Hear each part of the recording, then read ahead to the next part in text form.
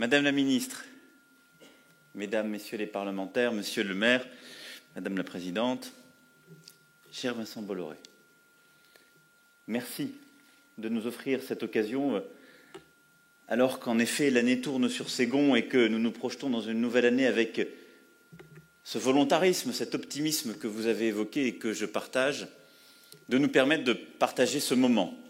D'abord, pour se remémorer l'odyssée que vous avez parcourue durant ces dernières décennies en Bretagne, et puis pour préparer la suite et ouvrir en effet une nouvelle usine de production ici, celle que nous avons visitée, qui vient après de nombreuses autres, et montrer que produire, pas seulement en Bretagne, en France, est une chose possible. Et que c'est même une vocation d'avenir pour notre territoire. Parce que vous avez su allier trois qualités qui sont fondamentales pour réussir ce combat collectif que nous avons à mener, celui d'ailleurs dont Bernard Poignant à l'instant rappelait des péripéties comme, je crois, un exemple qui dit beaucoup. La première de ces qualités, c'est celle d'investir, d'innover, de parier sur l'avenir, parce que c'est ça. Et au fond, ce que parfois trop souvent certains ont oublié, de prendre des risques.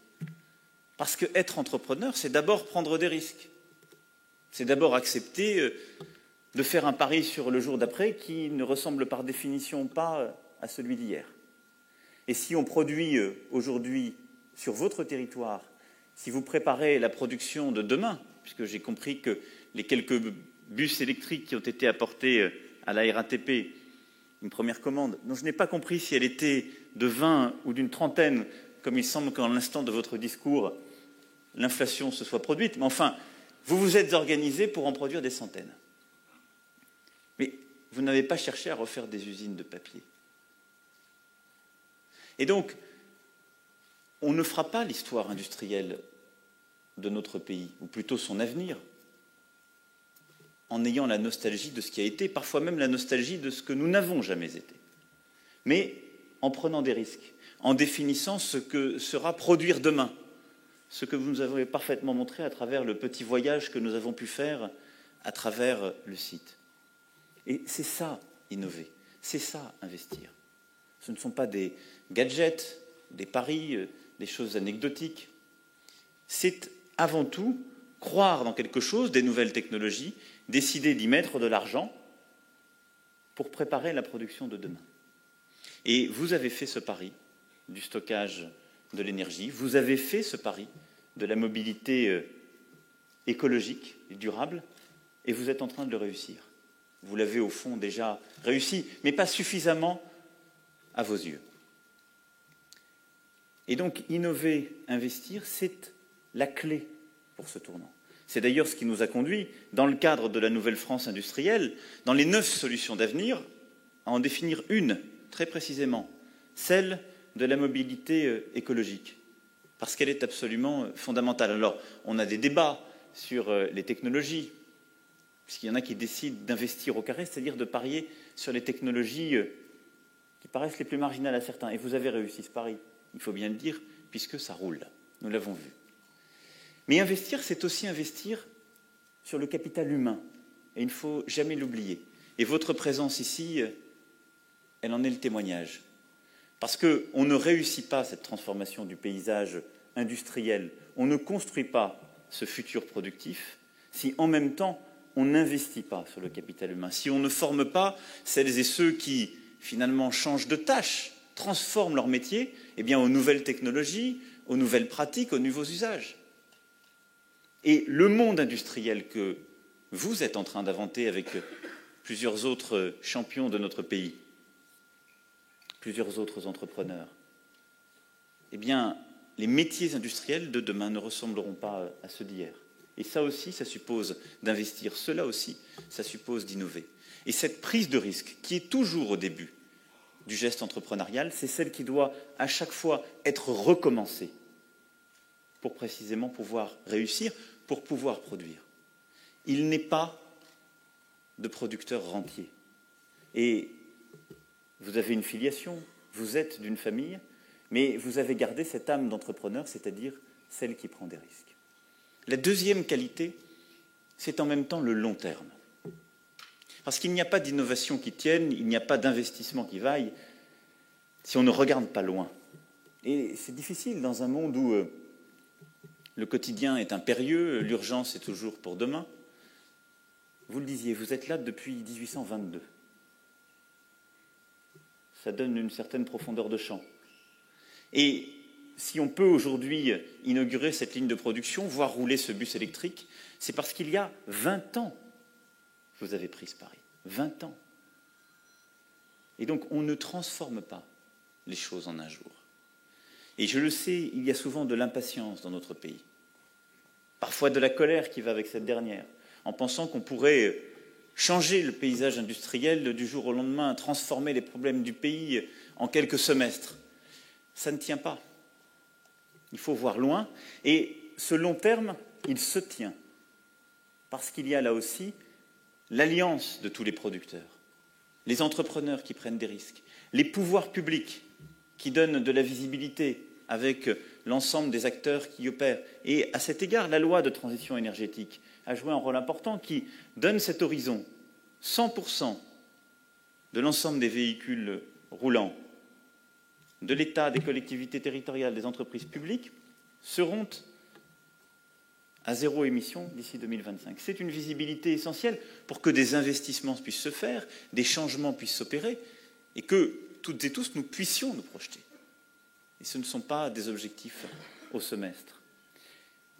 L'alliance des producteurs, c'est aussi celle des salariés. Et vous l'avez très bien rappelé, cher Bernard Poignant, en rappelant qu'on ne réussit pas si on ne regarde pas au moment des transitions, dans les moments les plus douloureux, eh bien, la confiance de celles et ceux qui font une entreprise, qui en ont le savoir-faire, qui en ont les compétences, les salariés, et avec eux leurs représentants.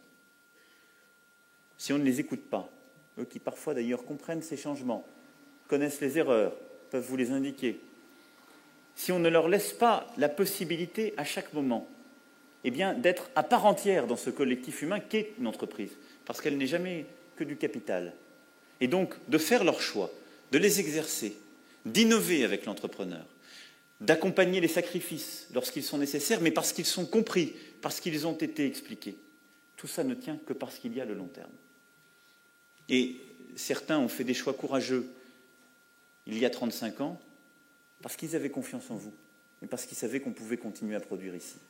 S'il n'y a pas le long terme, si on ne peut pas se projeter, s'il n'y a pas le temps long qui va avec le capital productif, qui va avec la vie des salariés, qui va avec les projets en profondeur de l'État, il n'y a pas de production qui tienne, il n'y a pas de projet qui vaille. Puis votre troisième qualité, c'est l'enracinement. Vous êtes dans une terre qui se projette, qui se projette sur l'océan, qui a toujours fait ce pari aventurier que l'entrepreneur illustre. Mais en même temps, vous êtes quelque part. Monsieur le maire, sous votre contrôle, je crois qu'on peut le dire. Et vous avez décidé que ça continuerait pour la prochaine génération. Et donc, quels que soient les voyages, les perspectives de vos 4 enfants, ils auront toujours un pied ici. Et c'est essentiel. Parce que cet enracinement, c'est le meilleur antidote contre le cynisme. On peut devenir cynique quand on a l'impression qu'on est formidablement libre de toute terre et que les Eldorados sont ailleurs. Mais lorsqu'on sait qu'on est né quelque part, qu'on accepte l'épreuve du quotidien, qu'on revient, qu'on connaît les visages, qu'on doit rendre compte, qu'on sait les méandres, justement, de ces paysages. On sait les temps difficiles, on célèbre les temps joyeux, mais on n'a pas le droit d'être cynique. On n'a pas le droit d'oublier celles et ceux qui nous ont fait. Et c'est cette qualité qui est importante. Notre pays a trop souvent pâti d'un cynisme, il faut bien le dire, de celles et ceux qui avaient réussi. Et puis, comme on le dit parfois dans les romans de Bernanos, qui ne devaient rien à personne. Ça n'existe pas, les gens qui ne doivent rien à personne. Et donc, être enraciné, c'est savoir sa dette. C'est la mesurer. c'est chercher à la rédimer en la faisant vivre, et en faisant vivre les autres là où on est, de là où on vient. Parce que, quels que soient les paris que nous réussirons, quelle que soit la transformation du pays que nous conduirons, elle se fera toujours sur notre sol, dans notre territoire. Et cette exigence profonde que nous devons avoir à l'égard de toutes celles et ceux qui réussissent, c'est en fait la responsabilité des dirigeants, qu'ils soient politiques, syndicaux ou entrepreneuriaux. C'est celle précisément qui consiste à dire que nous sommes ancrés là et pour longtemps. Et donc ces trois qualités, celui qui a pris des risques et investi pour innover, celui qui a vu loin et long, et celui qui est enraciné quelque part, ce sont les trois qualités dont nous avons besoin pour les entrepreneurs français aujourd'hui et qui nous permettent d'avoir la chance de partager ce moment. Nous continuerons à accompagner cela parce que le rôle de l'État, c'est précisément de donner ce cap, de structurer les priorités, d'engager l'ensemble de ces moyens sur des priorités cohérentes, de long terme, et de permettre à celles et ceux qui sont prêts à prendre ces risques, mais dans cet esprit de responsabilité, eh bien, de réussir. Au fond, vous avez cette qualité dont le pays a besoin et qui doit irriguer le monde politique, plus largement notre société. Vous êtes un idéaliste. Et je veux, pour conclure, non pas citer un troubadour de la fin du siècle passé, mais ou précédent, mais un barde, pardon, je ne veux pas me tromper de géographie, vous avez raison, mais me remémorer, traversant la mer, un poète et critique anglais du siècle passé, Chesterton, qui avait une très belle phrase. Il disait « Les idéalistes sont avant tout des pragmatiques ». Parce que quand on a des rêves, c'est pour les faire vivre. Quand on veut les faire vivre, c'est au quotidien. Et pour les faire vivre au quotidien, il faut beaucoup d'exigences, et c'est celle que nous partageons aujourd'hui. Donc merci pour cela, et que 2016 soit à la hauteur de nos ambitions collectives, c'est-à-dire de réussir ici, en France. Merci.